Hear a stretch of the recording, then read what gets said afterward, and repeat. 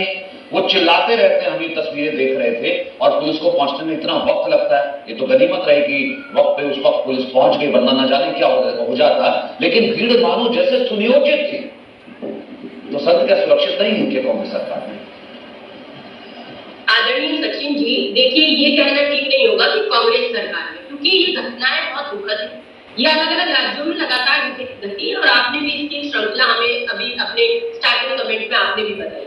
चाहे वो सांगली हो, चाहे पालघर हो, सांगली में भी 4 साधुओं पर इसी तरह का हमला किया गया, वो भी दुखद है। सबसे पहले इस दुखद घटना की मैं घोर और कड़ी निंदा करती हूँ और क्योंकि हमारी सरकार है इसलिए उसकी जिम्मेदारी और जवाबदारी लेते हुए मैं ये आश्वस्त करती हूँ कि जल्द से जल्द, क्योंकि जांच की जा रही है और उसको पूर्ण होते ही कड़ी से कड़ी कार्रवाई जो भी आरोपी है उन पर की जाएगी और जो अपराधी होंगे उन्हें सजा भी दी जाएगी। इसके लिए मैं आश्वस्त करती हूँ।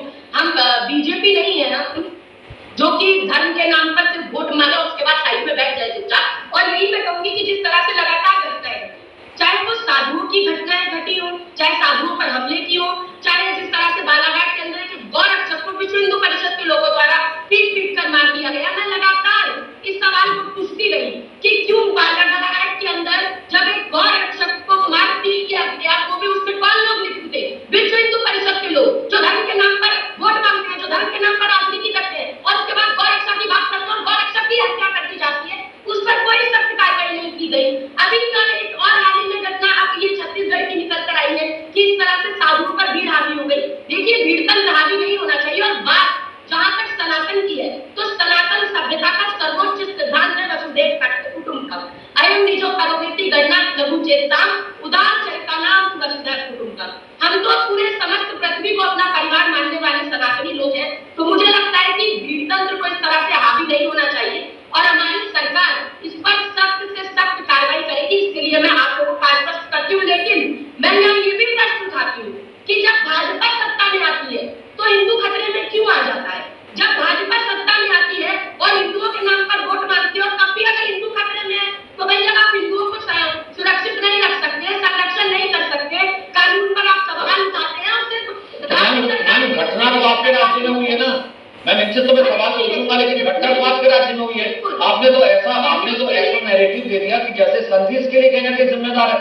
सिर्फ इतना निंदापन कर देना नहीं कहा, नहीं का मतलब आप मुझे बताइए ना वो बात कौन सी? यहाँ पर सवाल उठाए विक्रमादित्य ने कि बाकायदा उन्होंने कहा कि देखिए राजनीतिक संरक्षण है, साजिश चल रही है, उसमें जवाब तो सरकार से बनता ही है ना।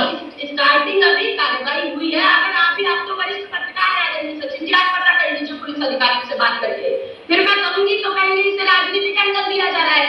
जो जिन लोगों ने पिटाई की उसमें बीजेपी के कार्यकर्ता भी शामिल थे।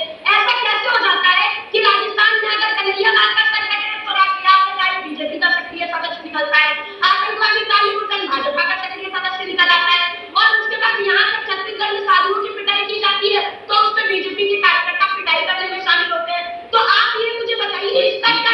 ये मैं ऑफिशियल मानूं सांद्रा भारती की आपके पास ये ऑफिशियल जानकारी है कि क्योंकि ये पुलिस ने शेयर नहीं किया, ये बीजेपी के कार्यकर्ता है, ये बीजेपी के कार्यकर्ता। आप ये कह रहे हैं कि बीजेपी के कार्यकर्ता, पुलिस नहीं कह रही। संपूर्ण नहीं, अब मैं बात करूं पूरी संपूर्ण नहीं परंतु कुछ इसमें बीजेपी के कार्यकर्ता संलिप्त होने की खबर मुझ तक पहुंची है और छत्तीसगढ़ के कुछ पुलिस अधिकारियों के थ्रू ही मेरे पास खबर पहुंची है और इस समय जांच और भी चल रही है। आगे देखिए क्या एंगल निकल जाता है, क्योंकि हर जगह एंगल निकलता है तो भाजपा के लोग संलिप्त क्यों होते हैं ये भी बहुत बड़ा सवाल है। और इस समय पूछ रहे हो बाकी अपनी जवाबदेही से हम लोग भागते नहीं है। मैंने कहा ना कांग्रेस पार्टी है, हम गैरजवाबी नहीं, हम अपनी जवाबदेही और जिम्मेदारी से